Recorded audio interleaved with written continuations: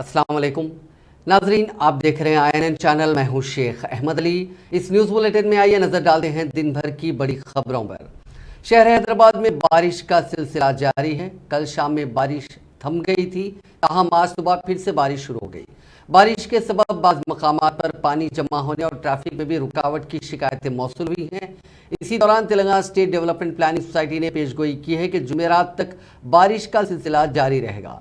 शहर के इलाकों बशमूल शेरिलिंगमपल्ली, जूबली हिल्स, यूसुफगुड़ा, मूसाराम बाग, उस्मानिया यूनिवर्सिटी, अमरपेट, फलकनुमा, राजेंद्र नगर, चंद्रायन गुट्टा, LB नगर और हयात नगर इलाकों में बारिश की पेशगोई की गई है।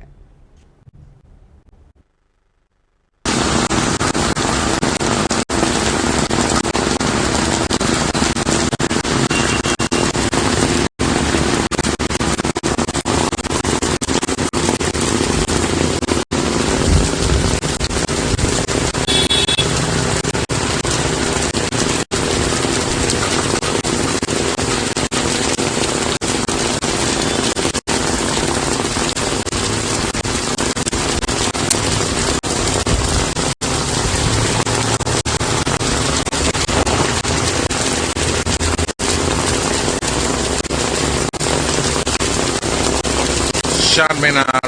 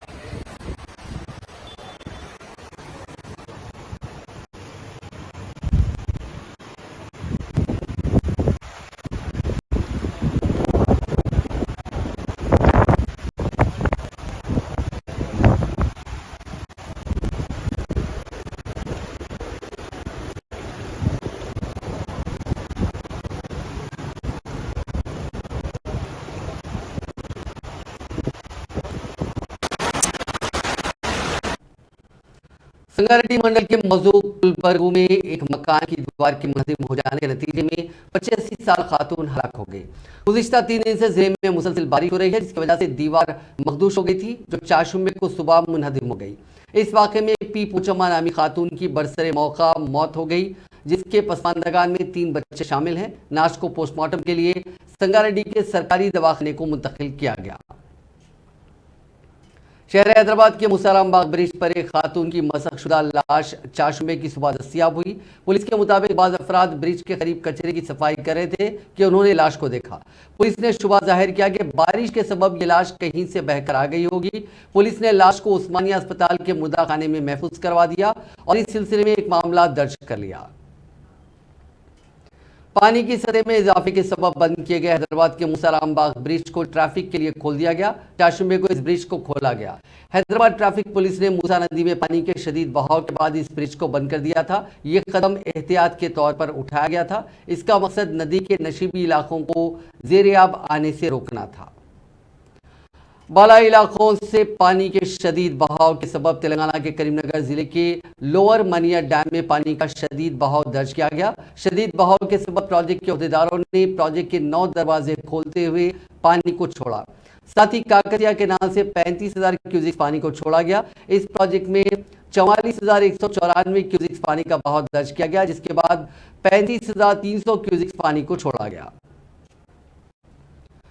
तेलंगाना के अजला आदिलाबाद, कुमरम भीम, आसिफाबाद, मंचिरियाल, राजन्ना सिरसिल्ला, निर्मल, निजामाबाद, करीमनगर, पेद्दापल्ली, जयशंकर, भोपालपल्ली, मुलुक, भद्रादरी, कोत्तागुडम और कामारेड्डी में कहीं कहीं आइंदा 24 घंटों के दौरान मूसलाधार बारिश और 40 से 50 किलोमीटर फी घंटे की रफ्तार से हवा चलने की पेशकशी की गई है।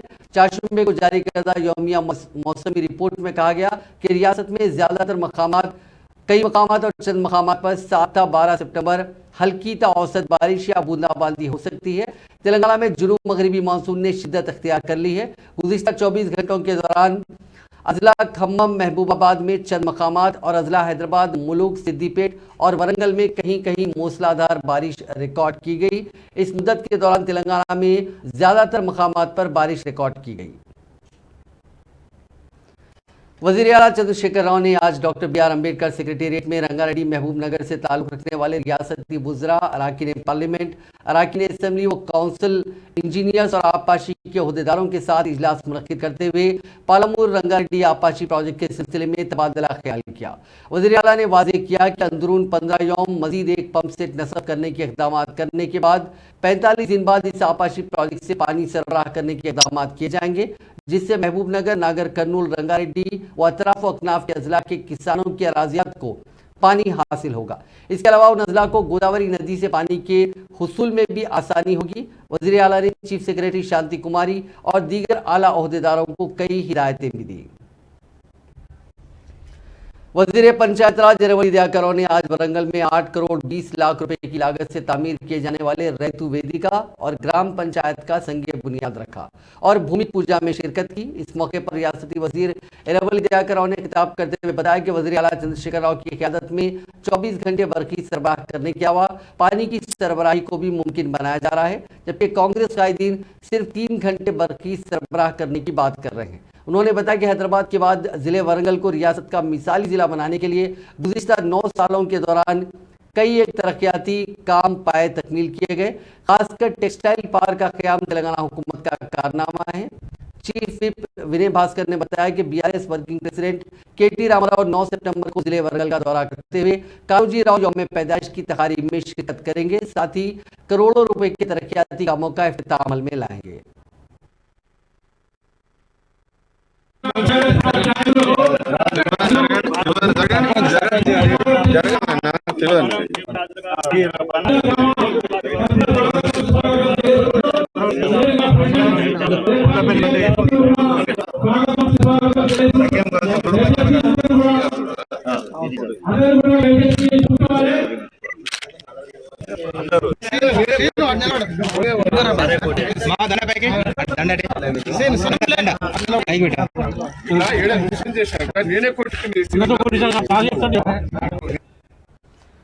दुबई के दौरे में मसरूफ वज़ीर इंडस्ट्रीज व IT व NRI उमूर तारक रामाराव ने आज दुबई के ओबेड जेल में बरसों से मुक़ीम तेलंगाना बिलखुसूस सिरसिला ज़िले के 5 कैदियों की रिहाई के सिलसिले में वहाँ की हुकूमत के आला अहदेदारों और दुबई में मुतय्यन कौंसिल जनरल हिंद और वहाँ के अरब वकला से बातचीत की। इस मौके पर वज़ीर मौसूफ ने वहाँ की जेलों में मुक़ीम तेलंगाना के बाशिंदों की रिहाई के सिलसिले में दुबई की हुकूमत की तवज्जो दहानी कराई। इसके अलावा कैदियों के अरकान ख़ानदान, रिश्तेदारों और उनके केस की पैरवी करने वाले अरब वकला कौंसिल जनरल के अहदेदारों से अलग-अलग तौर पर बातचीत की और केस की पेशरफ्त से मुतालिक मालूमात हासिल की। उन्होंने तेलंगाना के कैदियों को आम माफ़ी देने की भी दरख्वास्त की। सिलसिला जिले से ताल्लुक़ रखने वाले 5 अफराद रवि, मल्लेश, जी नामपल्ली, डी लक्ष्मण और हनुमंतलू एक केस के सिलसिले में दुबई की जेल में मुक़ीद हैं। तकरीबन 15 साल की सज़ा मुकम्मिल करने के बाद भी उनकी रिहाई अमल में नहीं आई। उन 5 अफराद की रिहाई के लिए आज फिर एक मरतबा वज़ीर मौसूफ ने दुबई के अहदेदारों और हिंदुस्तानी काउंसिल के अहदेदारों से बातचीत की। वज़ीर मौसूफ ने बताया कि मज़कूरा 5 अफराद ने नेपाल के बाशिंदे का कत्ल कर दिया था, जिस पर वो नेपाल से ताल्लुक़ रखने वाले मुतासिरा ख़ानदान से मुलाकात करते हुए उन्हें मुआवजे की रकम भी अदा की थी। इसके बाद मुतासिरा ख़ानदान ने दुबई हुकूमत को मुजरिमीन को माफ़ करने का एक मकतूब भी हवाले किया था, लेकिन बाज़ वजूहात के बाइस और जुर्म की नौइयत के बाइस दुबई की हुकूमत ने उनकी रिहाई के मामले को इल्तिवा में रखा। अब तक नेपाल के मुतासिरा ख़ानदान को 15 लाख रुपए मुआवजा शरई कानून के मुताबिक अदा किया गया। बाद साल 2013 में नेपाल की वजारत ख़ारजा से तालमेल करते हुए मज़कूरा 5 मुजरिमीन की आम माफ़ी के लिए दरकार दस्तावेजात भी दुबई हुकूमत को पेश किए गए, लेकिन अब तक उनकी रिहाई अमल में नहीं आई। इस मौके पर कौंसिल जनरल राम कुमार से वज़ीर मौसूफ ने दरख्वास्त की कि आम माफ़ी के लिए दुबई की अदालत ने इनकार कर दिया, जिसके पेश नज़र दुबई के हुक्मरानों से कौंसिल जनरल हिंदुस्तान की नुमाइंदगी करते हुए उनकी रिहाई को यकीनी बनाए।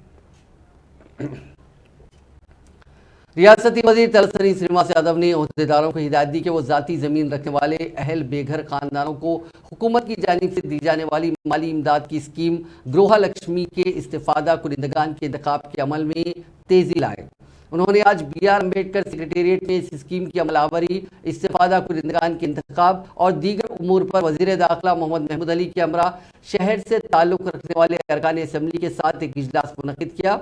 इस इजलास में मजलिस के फ्लोर लीडर अकबरुद्दीन अवैसी और दीगर अरकान असम्बली ने शिरकत की। रियासती वजीर दाखिला मोहम्मद महमूद अली ने जराइम की मौजूदा सूरत हाल और उन पर काबू पाने के इक़दाम के लिए अपने दफ्तर में एक आला सतही जायजा इजलास मुनक्किद किया, जिसमें principal secretary doctor Jitendra, director general of police Anjani Kumar, तीनों पुलिस कमिश्नरान CV Anand, DS Chauhan, Stephen Ravindra भी मौजूद थे। वजीर दाखिला ने कहा कि तेलंगाना पुलिस अपनी कारकर्दगी और जदीद टेक्नोलॉजी के इस्तेमाल के लिए मुल्क भर में मशहूर है, मगर चंद दिनों से ग्रेटर हैदराबाद में जराइम के वाक़यात रौनुमा हो रहे हैं, जिन पर काबू पाना और उनका खात्मा करना ज़रूरी है। उन्होंने बारी बारी पुलिस कमिश्नरान को अपने अपने इलाके की तफसीलात बताने को कहा, जिस पर Hyderabad police commissioner CV Anand, Rachakonda police commissioner ने DS चौहान और Cyberabad police commissioner Stephen Ravindra ने कहा कि हैदराबाद में बिलखुसूस पुराने शहर की बारकस, बंदागुड़ा, चंद्रायन गुट्टा, पहाड़ी शरीफ और दीगर इलाकों में कत्ल की वारदात रौनुमा हुई, जिसकी अहम वजह हैदराबाद के जमीनात की कीमतों में इजाफा है। उन्होंने कहा कि हैदराबाद में जमीनात की मांग काफी बढ़ चुकी है, जिसके लिए कत्ल हो रहे हैं।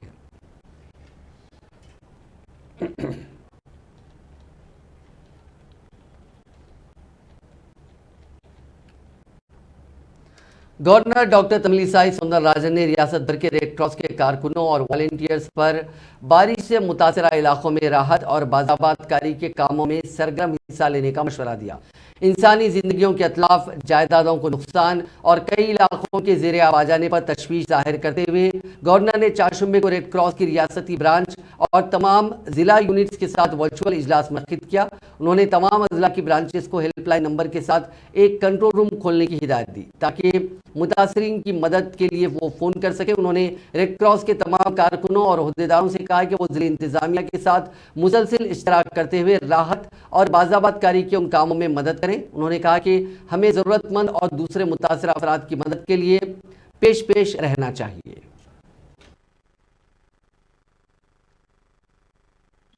When I hear that the torrential rains are there and even school children and the common public are more affected, we already, when we came with the help of the Red Cross, when we had the field visit last time, I appreciate how the Red Cross people were able to help the needy in some areas more than the government machinery. And I really appreciate your involvement. So as usual, we have to extend our helping hand to the people even now. And now sometimes one section of Telangana will be affected and the other section will be free. But this time, as far as through media and through your opinion also, almost except 2 districts, most of the districts are affected. So we have to be very particular that what all the type of help needed by the public.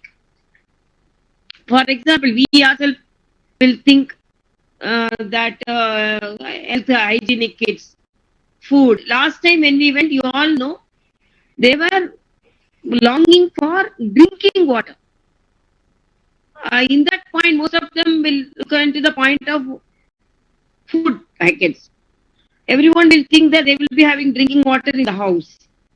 But most of the people said that because of contamination and because they were unable to, all the water reserves were exhausted, they were able to not drinking water, they were all suffering for drinking water.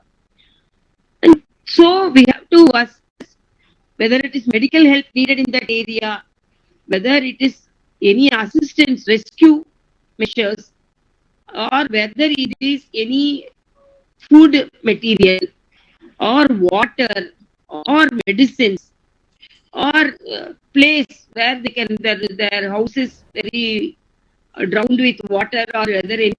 When I heard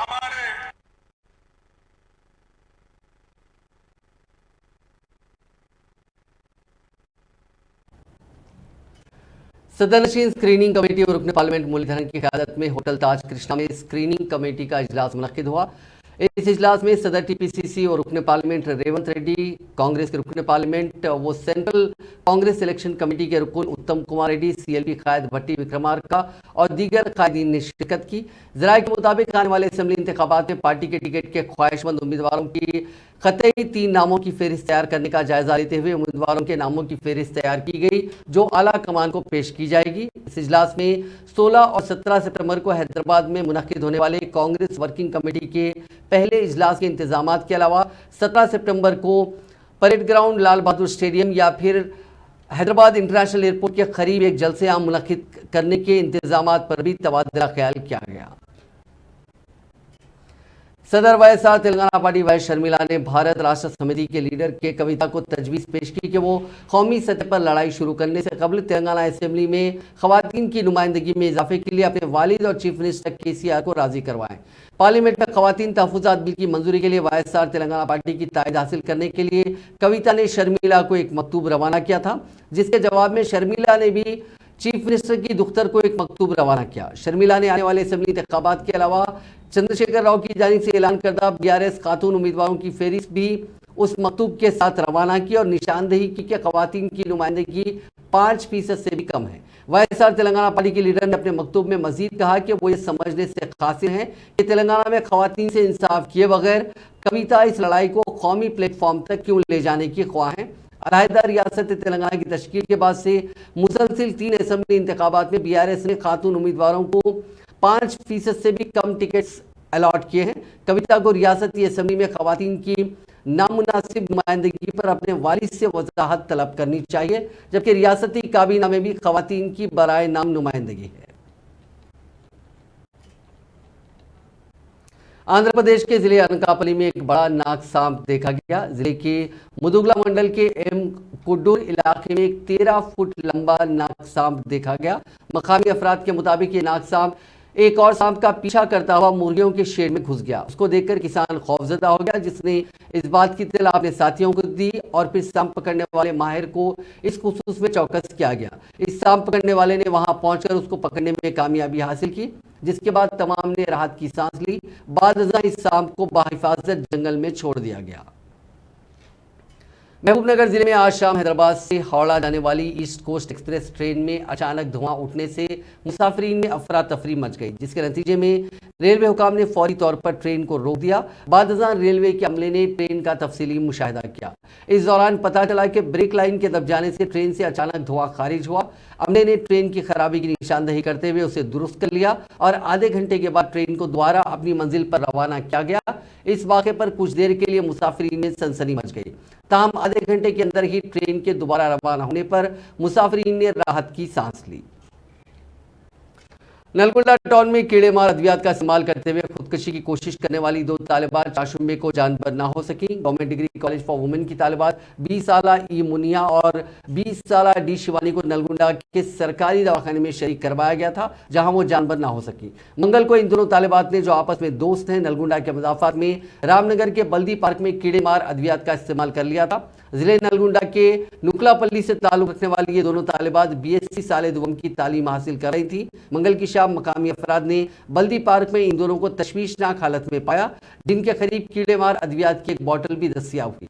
police के मुताबिक दोनों तालिबात town में खानगी hostel में मुकीम थी। वो 20 दिन कबल hostel से अपने मकानात को आई थी और वो अपने मकानात से ये कहते हुए रवाना हुई कि कॉलेज में एक लैब इम्तिहान में उन्हें शिरकत करना है। उन तालिबात ने समझा जाता है कि पुलिस से भी कहा था कि कोई सोशल मीडिया पर उनकी तस्वीर के साथ छेड़छाड़ करते हुए उन तस्वीर को पोस्ट कर रहा है।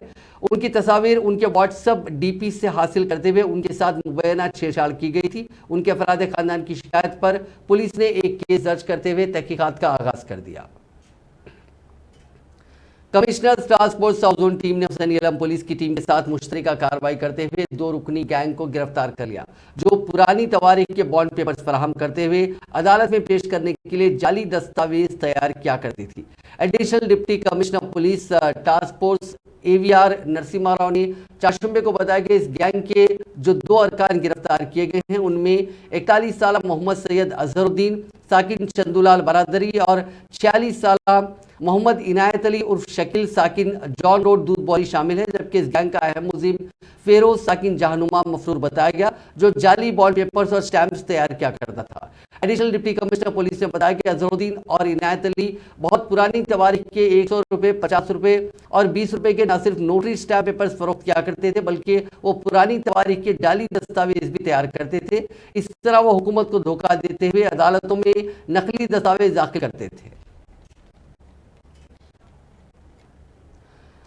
इंडिया और भारत का तनाज़ा लगातार बढ़ता जा रहा है। इस मामले में वज़ीर आज़म नरेंद्र मोदी बैकफुट पर दिखाई दे रहे हैं। दरअसल G20 इजलास को लेकर तलब की गई मरकजी काबीना की मीटिंग में वज़ीर आज़म ने सभी वज़रा को इंडिया और भारत तनाज़े पर बोलने से बचने का मशवरा दिया। इसकी जगह उन्होंने उदयनिधि स्टालिन के सनातन मजहब पर दिए गए बयान का सही तरीके से और सख्ती से जवाब देने की हिदायत दी।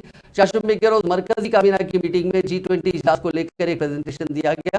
काबीना की मीटिंग की सदारत करते हुए वज़ीर आज़म नरेंद्र मोदी ने सभी वज़रा को G20 India mobile app download करने का मशवरा भी दिया।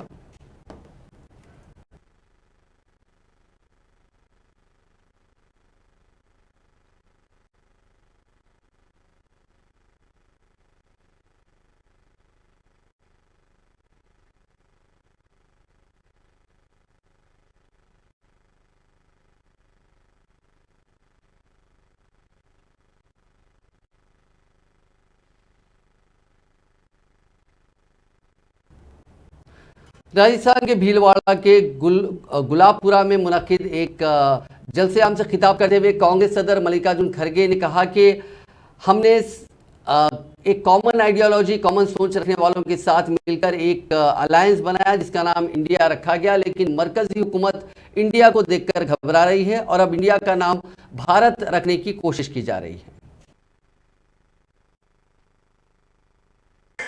राहुल गांधी जी एक धैर्य से कन्याकुमारी से लेकर कश्मीर तक पैदल चले। भारत जोड़ो यात्रा उन्होंने की। 4500 किलोमीटर चले। चल के लोगों के दुख दर्द को समझे। उस भारत जोड़ो यात्रा में गरीब आए, किसान आए, मजदूर आए, विद्यार्थी आए, महिलाएं आए और अनेक लोग उसमें शामिल हो गए। एक बहुत बड़ा, इतना बड़ा शायद भारत में पहले कभी यात्रा हुई नहीं और आगे भी नहीं होगी। इतना बड़ा राहुल गांधी ने कदम उठाकर भारत जोड़ो यात्रा उन्होंने किया। हम भारत जोड़ो बोलते हैं तो वो हमेशा ये कहते हैं कि भारत तोड़ो।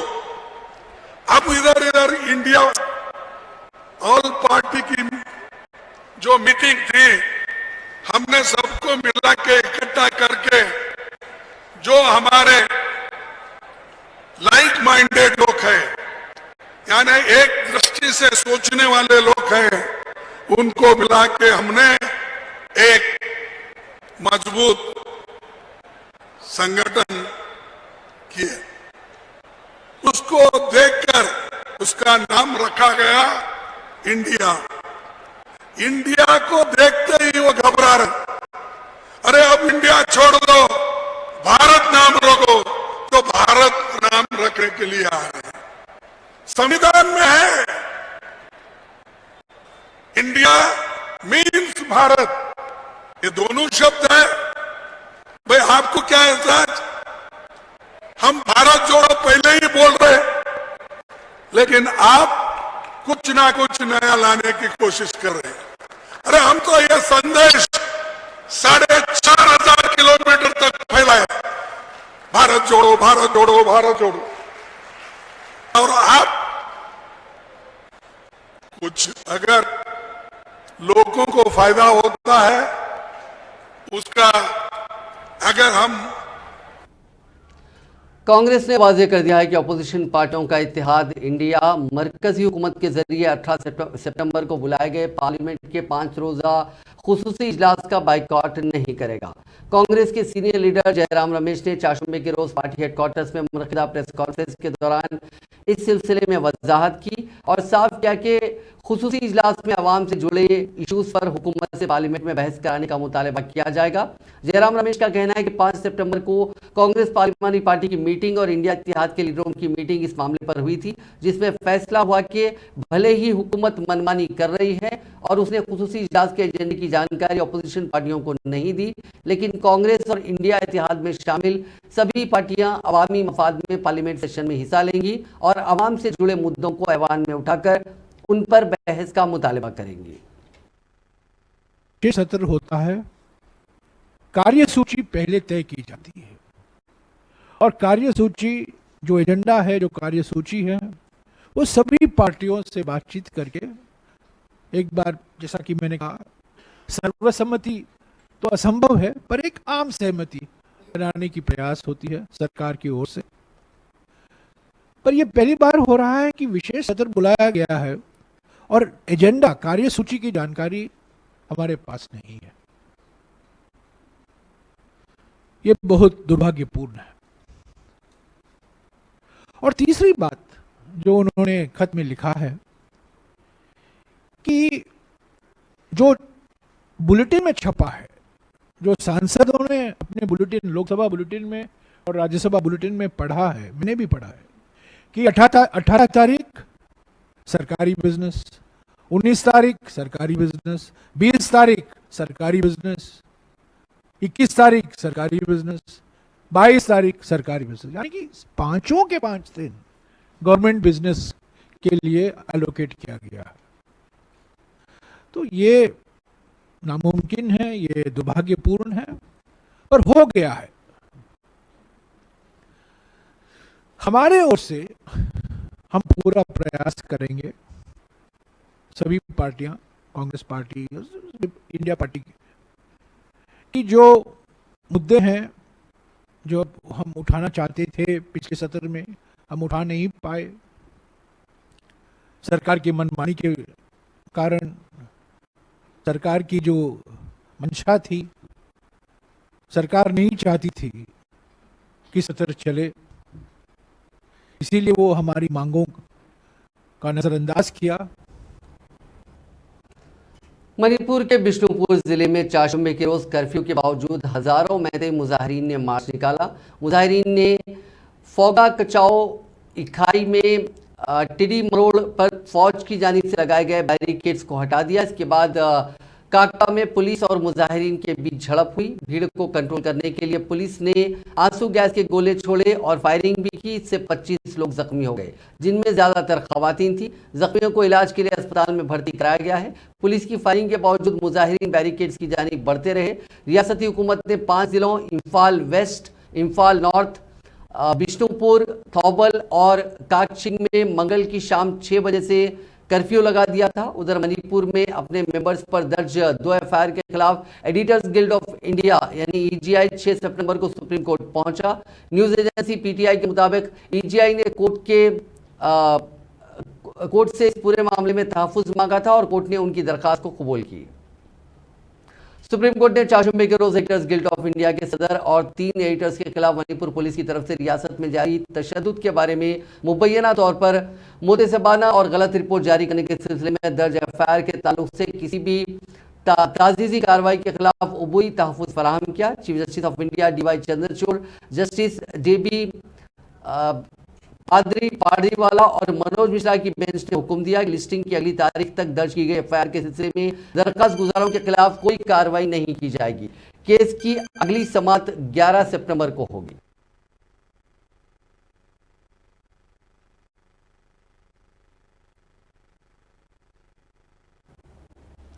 तमिलनाडु के सीएम एम के स्टालिन के बेटे उदयनिधि स्टालिन ने 2 सितंबर को चेन्नई में एक प्रोग्राम में सनातन धर्म को खत्म करने की बात कही थी। 4 दिन बाद भी वो अपने बयान पर कायम है। चेन्नई में मीडिया से बातचीत में उदयनिधि ने कहा कि वो हिंदू मजहब के खिलाफ नहीं है, बल्कि जात पात की तफरीक जो पैदा करता है वैसी सनातन प्रथाओं के खिलाफ है। सदर जमहूरिया द्रौपदी मुर्मू को पार्लियामेंट के इनॉग्रेशन पर इनवाइट नहीं करने का उन्होंने कहा कि इसकी ताज़ा मिसाल है। उधर स्टालिन के बयान पर दिल्ली के बाद अब यूपी में भी एफआईआर दर्ज की गई। नाज़रीन, इस न्यूज़ बुलेटिन में बस इतना ही। आप देखते रहिए INN चैनल।